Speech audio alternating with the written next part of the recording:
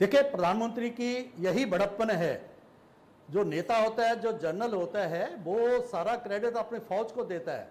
हाँ, फौज का अपना एक रोल है, लेकिन जिस प्रकार से कमांडर जो रहता है वो प्रेरणा भी देता है, उत्साह भी देता है, नीतियां भी देता है, और जिस प्रकार से टीम को लेके वो चलते हैं और कार्यकर्ता उनकी अक्षरशः उनकी डायरेक्शन थी, उनका जो जो जो था उसके ऊपर उन्होंने इम्प्लीमेंट किया। और इसी कारण से चाहे वो सरकार है चाहे पार्टी है, और विशेष तौर पर सरकार की 10 साल की उपलब्धियां, और उन्होंने जिस प्रकार से 18-18 घंटे जो खुद काम किया, और उनकी जो टीम ने भी लगभग उतना ही काम किया, और जिस प्रकार से ब्यूरोक्रेसी, ये वही ब्यूरोक्रेसी है जो 2014 से पहले थी, उसको जिस प्रकार से किया है, तो डेफिनेटली सबसे बड़ा जो श्रेय जाता है हमारे प्रधानमंत्री नरेंद्र भाई मोदी को जाता है। और उनमें जिस प्रकार से एक जमीनी स्तर पर आके वो प्रधानमंत्री हैं, दुनिया के सबसे बड़े पॉपुलर नेता हैं, सारी दुनिया उनकी तरफ देखते हैं, वो अपनी जगह है, लेकिन जब वो कार्यकर्ता से मिलते हैं, आम वर्कर से मिलते हैं, ऐसा प्रधानमंत्री आपको मिलेगा कि सफाई कर्मचारियों के पैर धोने वाला, और जो है एक एक को जो है रीच आउट करने वाला, ये यही नेतृत्व होता है। यही जो है भारत की आवश्यकता थी। यहाँ परिवार की पार्टियां हमने देखी, लगभग एक जो है कॉलोनियल रूल यहाँ से गया और दूसरा एक पारिवारिक रूल यहाँ पर आ गया, और जिस प्रकार से जो उसके कारण जो है हमने 76 साल, लगभग 60 साल जो है भुगता है। आज पहली बार जो है जो पीपल्स प्राइम मिनिस्टर आया है, अटल जी को भी थे, लेकिन अटल जी के पास जो है जिस प्रकार से बहुमत नहीं था, तो इस प्रकार का ये एक मौका आया है, और जो प्रधानमंत्री ने करके दिखाया, और उसका जो परिणाम है, जिसके कारण जिसको आप कह रही थी एंटी इनकम्बेंसी नहीं है, क्योंकि कोई क्षेत्र ऐसा नहीं है जिसमें हम आगे नहीं बढ़े हैं। लेकिन प्रधानमंत्री ने जो कह रहे हैं कि अभी तो बड़े बड़े फैसले तो अभी होंगे, बड़ा फैसला चूंकि 370 प्रधानमंत्री नरेंद्र मोदी को हमने सुना, निर्मल जी, सभी रैलियों में पीएम मोदी ने कहा कि 370 हटाने वाली पार्टी 370 सीटें लेकर आएगी, और वो नजर भी आ रहा है। जो एग्जिट पोल्स आए हैं सामने, और 2019 में जब सत्ता में पार्टी आई थी बीजेपी, तो सबसे बड़ा फैसला 370 हटाने का ही किया गया था। मयंक भी हमारे साथ हैं, चूंकि इंडिया न्यूज और डी डायनेमिक्स ने एग्जिट पोल जो किया है उसका एक बड़ा श्रेय जाता है मयंक को। मयंक, आप चाहेंगे कोई सवाल करना निर्मल जी से? एक सवाल रहेगा कि जम्मू कश्मीर में, जैसे आप वहाँ से आते हैं, तो जम्मू कश्मीर में जो बीजेपी जितने बड़े तरीके से, बड़े पैमाने से जो इलेक्शन इंजीनियरिंग जिसको कहते हैं, वो अलग अलग राज्यों में हम लोगों को दिखा, वो जम्मू कश्मीर में केवल जम्मू में दिखा, कश्मीर में नहीं दिखा। तो इसके लिए क्या रीजंस रहे होंगे, क्या कारण है जिसके कारण हम लोग ये कह सकते हैं कि जो हम लोगों को लॉजिस्टिकली भी अगर हम लोग देखें तो जो जम्मू में जितना बीजेपी फोकस थी उतना कश्मीर में नहीं थी, इसके पीछे क्या कारण हो सकता है? मयंक जी, आप तो एक्सपर्ट हैं, आप इस फील्ड के हैं। मेरा मानना है, ये मेरा व्यक्तिगत विचार है, और लगता है कि पार्टी जो है भारतीय जनता पार्टी जम्मू कश्मीर में जो रूटीन की राजनीति नहीं करती है। जम्मू में हमारा जो है स्पोर्ट बेस रहा है, पिछले बार भी हमने सीटें जो है दोनों जीती थी, और लद्दाख में जीती थी, वहाँ अपने अपने कैंडिडेट खड़े किए। लेकिन कश्मीर में जो 5 अगस्त 2019 के बाद जहां अचीवमेंट्स हुई हैं, आज शांति है, आज टूरिस्ट आ रहा है, आतंकवाद पर अंकुश लगा है, अलगाववाद के ऊपर अंकुश लगा है, उसको कंसोलिडेट करने के लिए जैसा कहा गया कि 3 पारिवारिक पार्टियां जो ट्रेडिशनल एजेंडे को लेके, और वो जो पारिवारिक जो है उसके आधार पर जो काम करती थी, उसके अलावा एक नई लीडरशिप इमर्ज हो, एक नए प्रकार का एक समीकरण यहाँ पर बने राजनीति में, जिसको लोग जो है उसकी अपेक्षा कर रहे थे। अगर भारतीय जनता पार्टी ने ये सोचा कि नहीं, हमने जो है एक बड़े जो है मुद्दे, बड़े जो ऑब्जेक्टिव को लेके उन्होंने अपना जो है हम लड़ सकते थे। मैं कहूँगा रजौरी पुंछ अनंतनाग सीट में तो हम विनेबिलिटी हमारी थी, दूसरी जगह भी हम अच्छे वोट लेते और उसका लाभ हमें आगे मिलता, लेकिन हमने एक बड़ा जो है लक्ष्य को लेके ये किया है पार्टी ने, और उसके परिणाम आप देखें आने वाले असेंबली इलेक्शन में देखेंगे, और आने वाले वक्त में जब जो है जो सरकार बनी ही गई उसके मद्देनजर आपके ध्यान में सारी बातें आएंगी। सर, विपक्ष की ओर से कहा गया, इसमें वहां पर महबूबा मुफ्ती भी हैं, उमर अब्दुल्ला भी हैं, साथ ही साथ ओवरऑल अगर हम विपक्ष की बात करें तो कहा गया कि आप लोगों ने जम्मू कश्मीर में चूंकि सभी सीटों पर चुनाव नहीं लड़ा भारतीय जनता पार्टी ने, विपक्ष ने आरोप लगाया कि इंटरनल सर्वेस करवाए हैं बीजेपी ने, और वहां पर नाराजगी है लोगों में बीजेपी के प्रति, और इसी डर की वजह से सभी सीटों पर कैंडिडेट नहीं उतारे गए, ऐसा विपक्ष की ओर से कहा गया। सर, नहीं, मैं महबूबा जी से पूछूंगा, फारूक अब्दुल्ला साहब से पूछूंगा कि आपने पूरे 5 की 5 सीटें क्यों नहीं लड़ी? आपने क्यों जो है 2 सीटें जो है कांग्रेस के लिए छोड़ दी? अरे भाई, जो प्रिंसिपल आप हम पर लागू करते हैं आप पर भी लागू होता है। यह पॉलिटिकल स्ट्रेटजी है आपका, नहीं हमारा। फिर भी कश्मीर में बहुत बड़ा हमारा नेटवर्क बढ़ा है। हाँ, हमारा ट्रेडिशनल स्पोर्ट बेस नहीं रहा है कश्मीर, लेकिन राजौरी, पुंछ और अनंतनाग की सीट जो है हमारे लिए काफी सेफ थी और हम लड़ सकते थे, लड़ने की इच्छा भी थी। लेकिन कुल मिला के ये जो तय किया गया कि नहीं आगे की, क्योंकि फ्यूचरिस्टिक जो मूव है, क्योंकि जो है राजनीति जम्मू कश्मीर में रूटीन की राजनीति ये लोग करते रहे हैं, भारतीय जनता पार्टी वो नहीं करना चाहती। एक वो लोग जो हैं जो 5 अगस्त 2019 के बाद जो नई जो है एक जो है लोगों में एक मुद्दे जो समीकरण बने हैं, जो सोच है वो उसके पक्ष में खड़े होने वाले लोगों की जरूरत है। और आप देखेंगे, हमने देखा होगा कि यहाँ 370 35A या इस प्रकार के मुद्दे नहीं रहे जो सही मायने में मुद्दे थे। यहाँ डेवलपमेंट के मुद्दे, पीस का मुद्दा, कश्मीर में जो आतंकवाद का मुद्दा, पाकिस्तान का मुद्दा, पाकिस्तान की जो इस मुद्दों के ऊपर चर्चा हुई। और ये जो ट्रेडिशनल पार्टीज हैं जिन्होंने जम्मू कश्मीर का विभाजन किया और ये लकीर डलवाई LOC वाली, ये कांग्रेस और यही जिम्मेदार थे नेशनल कॉन्फ्रेंस। जबकि हमारी सेनाएं जो है उनको 26 अक्टूबर के बाद 2047 पर उनको पीछे धकेल रही थी।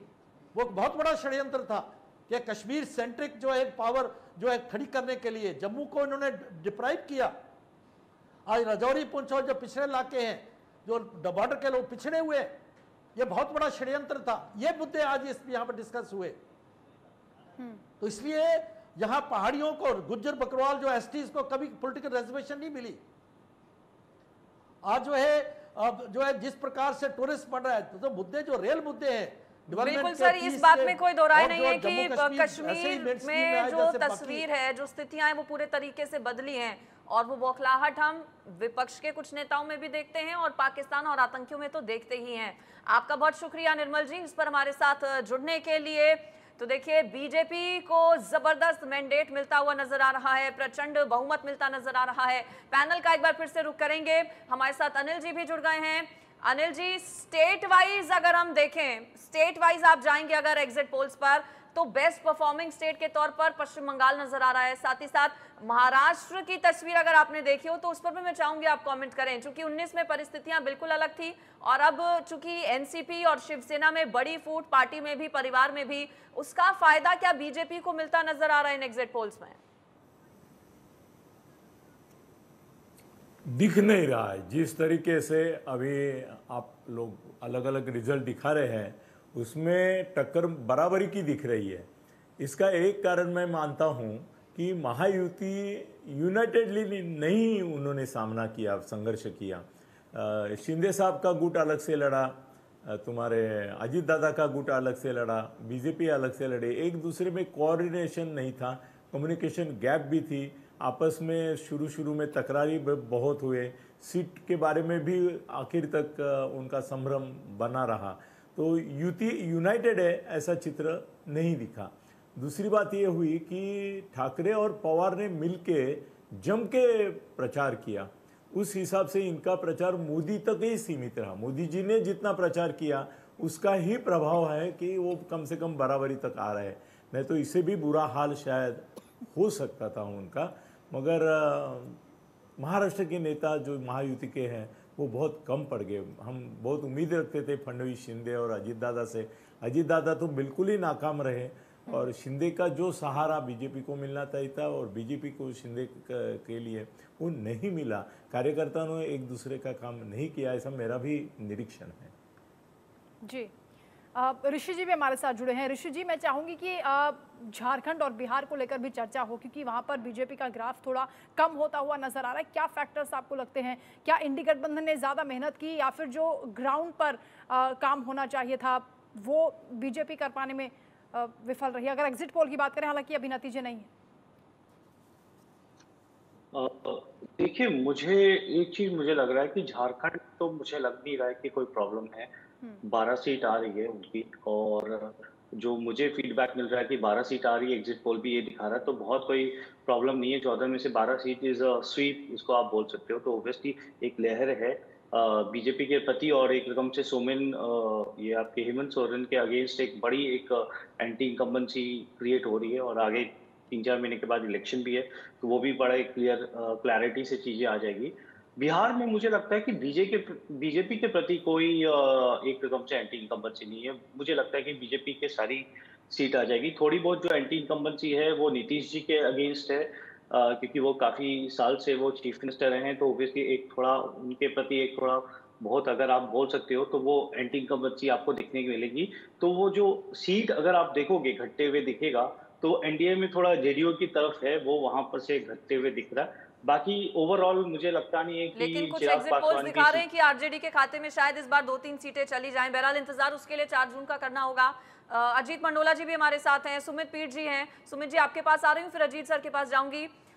सुमित जी, बिहार और झारखंड का हमने जिक्र किया, मैं चाहूंगी कि हरियाणा और दिल्ली की भी बात कर लेते हैं। हरियाणा के लिए तो बहुत ज्यादा अच्छे एग्जिट पोल्स नजर नहीं आ रहे हैं बीजेपी के लिए। पिछली बार पूरी तरह से क्लीन स्वीप था, 10 की 10 सीटों पर बीजेपी का कब्जा था, लेकिन इस बार कहा जा रहा है कि 2-3 सीटें निकाल सकती है कांग्रेस पार्टी। तो वहां पर क्या सीटें कम होती नजर आ रही हैं आपके हिसाब से हरियाणा में? साथ ही साथ दिल्ली की सभी 7 सीटें विपक्ष एकजुट हुआ, यानी कि आम आदमी पार्टी और कांग्रेस ने मिलकर चुनाव लड़ा, उसका नतीजा नजर नहीं आ रहा एग्जिट पोल्स में। तो देखिए, सबसे पहले तो दिल्ली की बात करें मैडम, दिल्ली में पूरी 7 की 7 सीटें जो है जी,